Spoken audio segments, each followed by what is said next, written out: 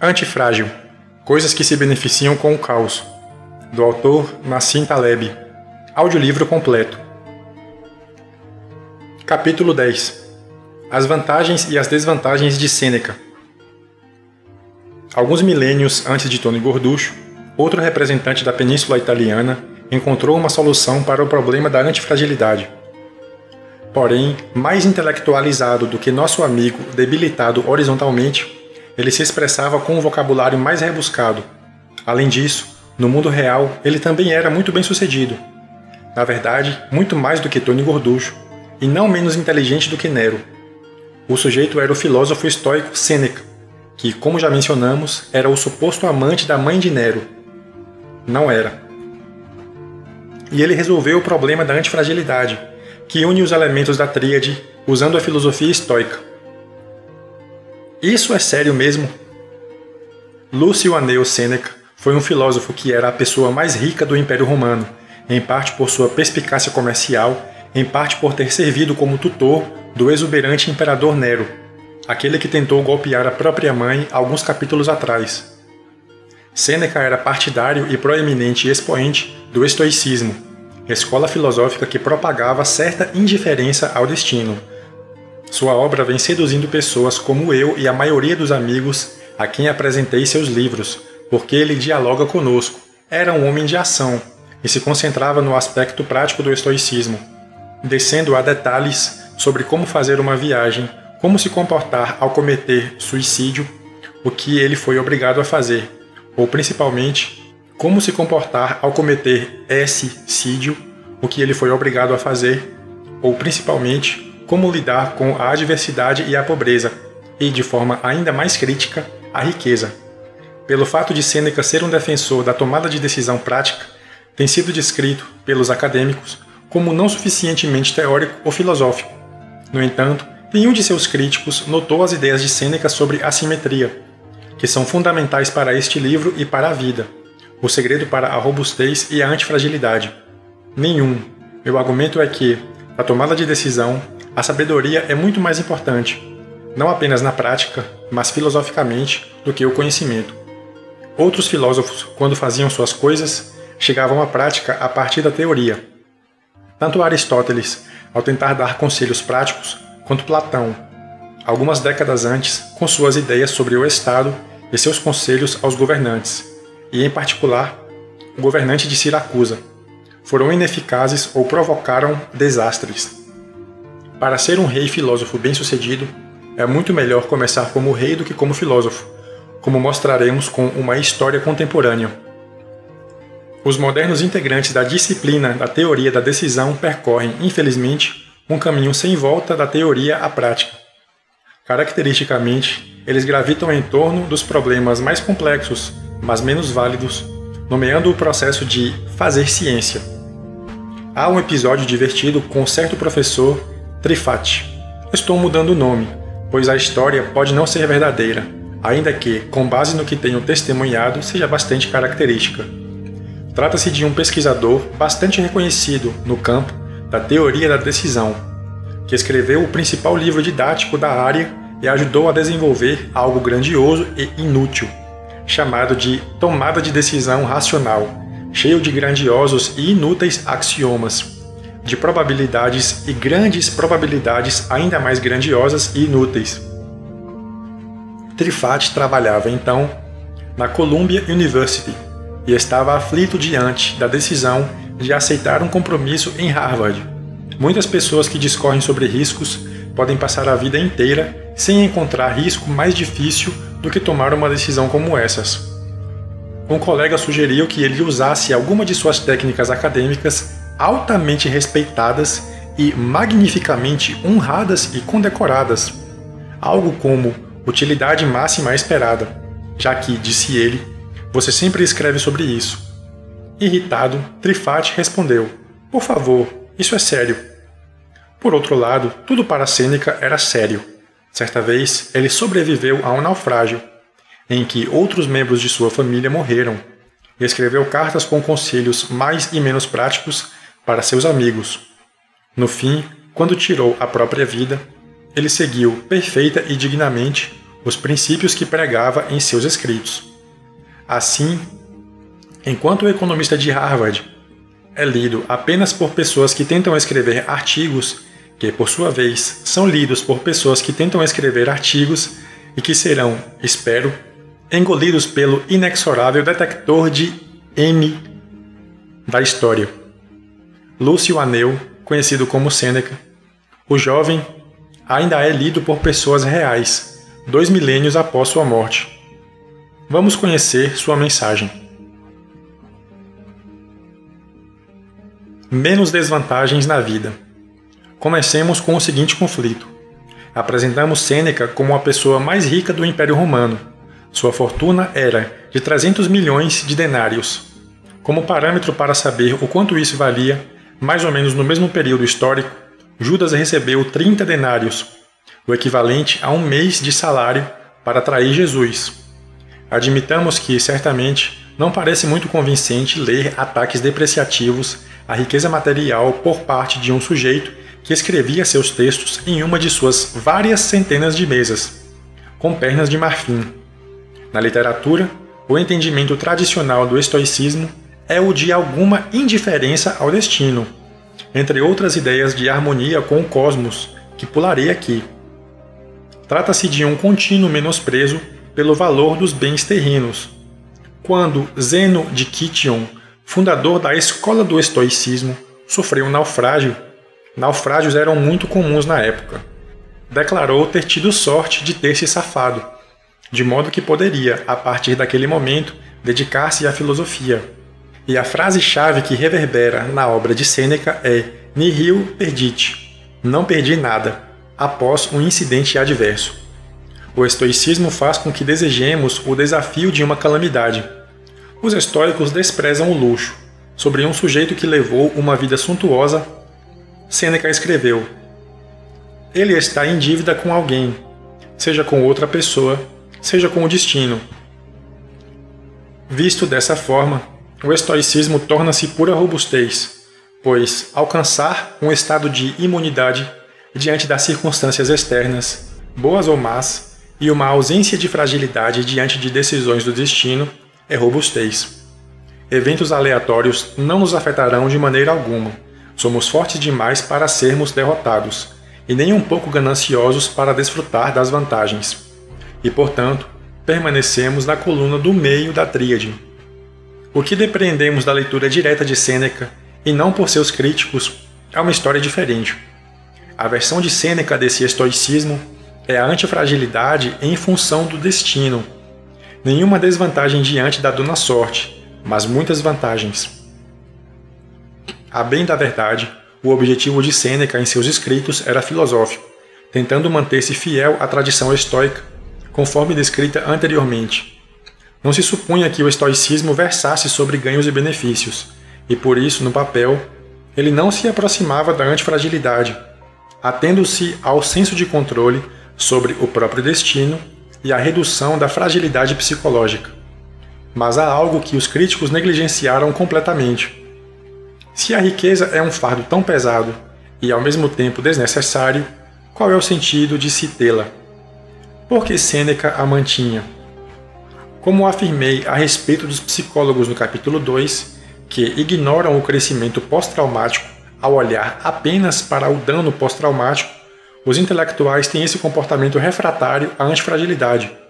Para eles, o mundo tende a parar na robustez. Não sei do que se trata, mas eles não gostam dela. Isso fez com que evitassem considerar que Sêneca estava à procura das vantagens do destino. E não há nada de errado nisso.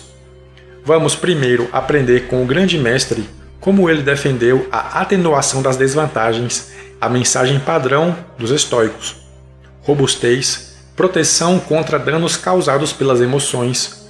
Como afastar-se da primeira coluna da tríade, esse tipo de coisa.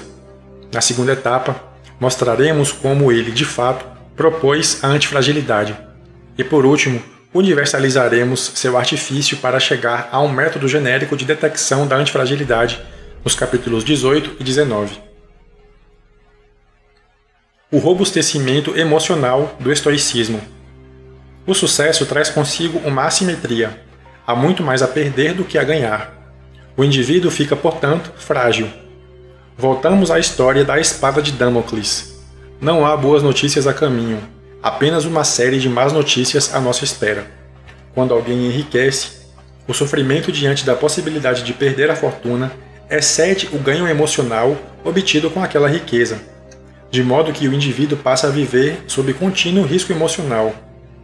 Uma pessoa rica fica presa aos seus bens materiais, que começam a tomar conta dela, perturbando seu sono durante a noite, aumentando a concentração sérica de seus hormônios de estresse, diminuindo seu senso de humor e talvez até ensejando o crescimento de pelos na ponta do nariz e enfermidades similares. Sêneca percebeu que os bens materiais traziam-nos preocupações acerca dos riscos da perda, funcionando assim como um castigo, já que dependemos desses bens. Muitas vantagens, nenhuma desvantagem, e ainda mais, a dependência das circunstâncias, ou melhor, das emoções que surgem com as circunstâncias, induz a uma forma de escravidão.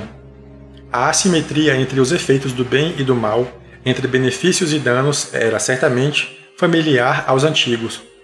Encontrei uma explicação inicial em Lívio. Os homens são menos sensíveis ao prazer do que à dor. Segnius homines bonaquam mala sentiunt, escreveu ele, meia geração antes de Sêneca.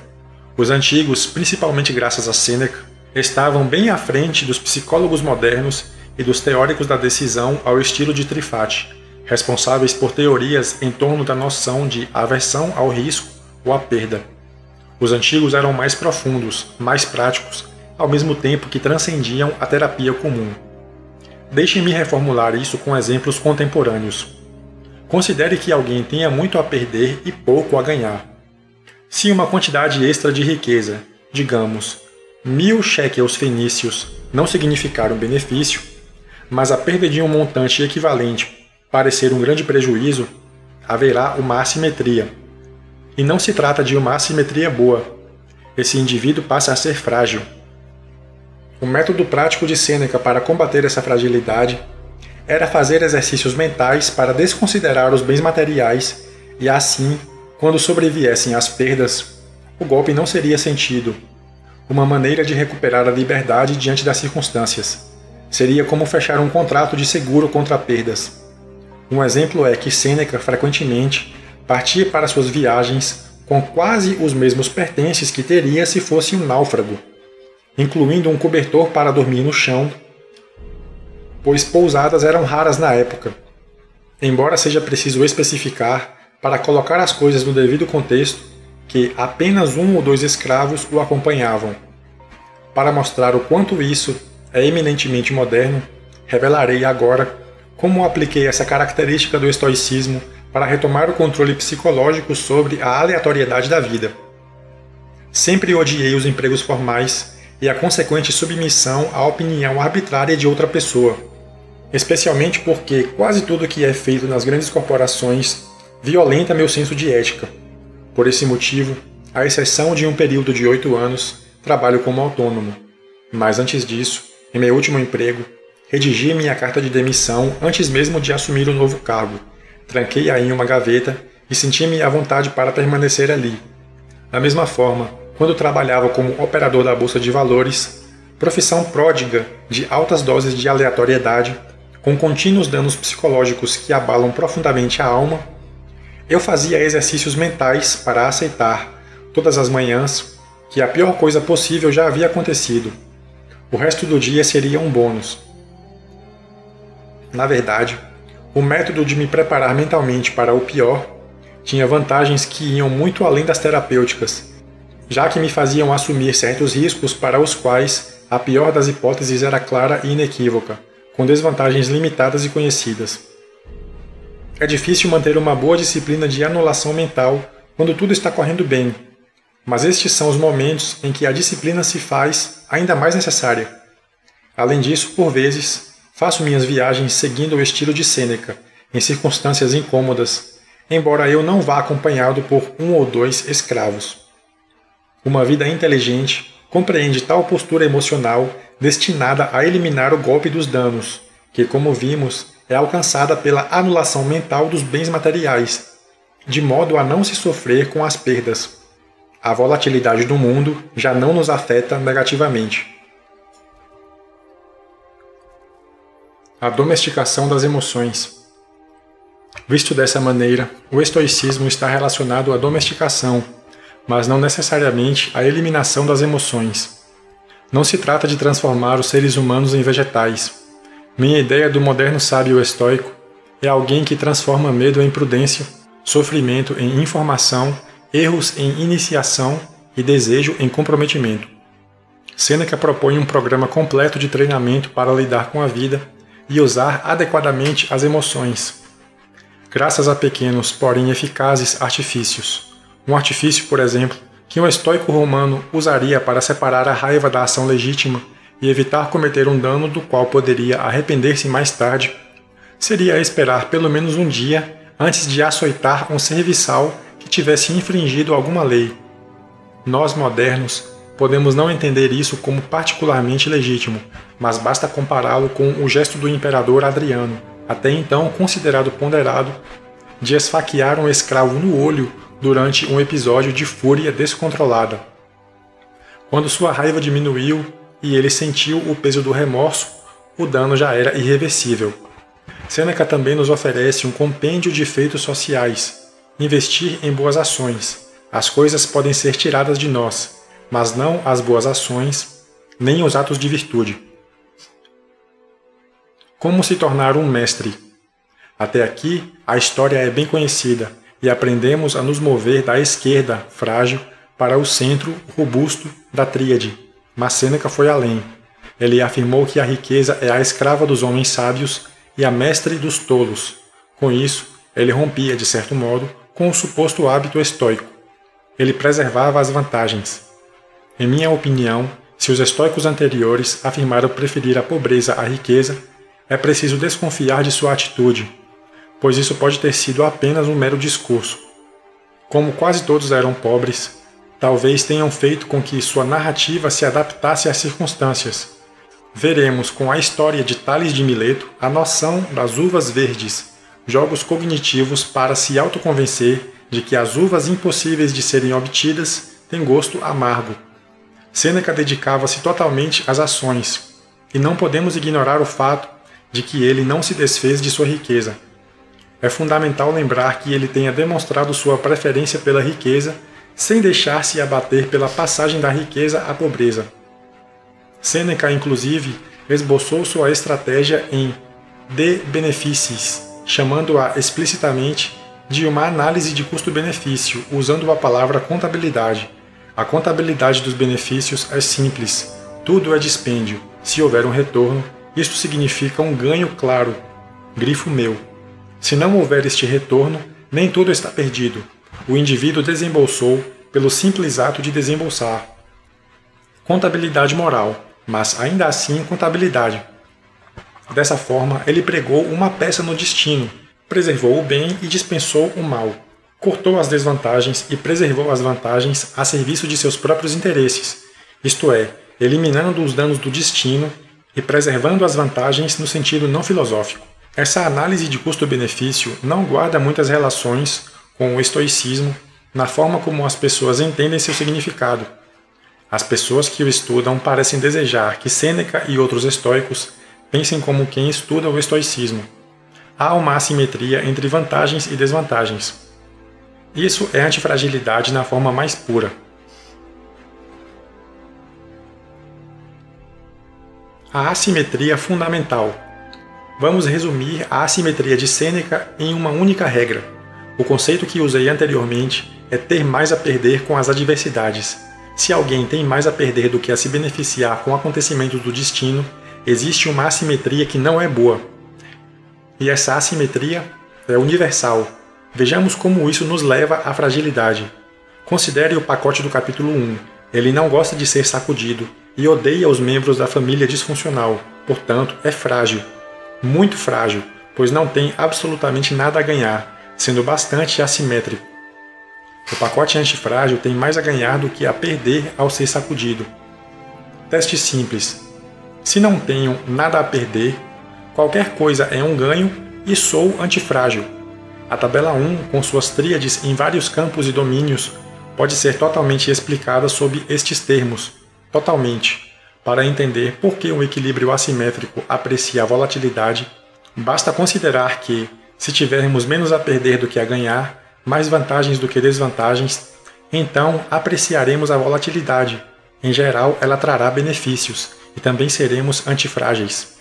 Portanto, o trabalho deste autor é estabelecer a ligação entre os 4 elementos e a assimetria fundamental, da seguinte forma: a fragilidade implica ter mais a perder do que a ganhar, que é igual a mais desvantagens do que vantagens, que é igual à assimetria desfavorável. A antifragilidade implica ter mais a ganhar do que a perder, que é igual a mais vantagens do que desvantagens, que é igual à assimetria favorável.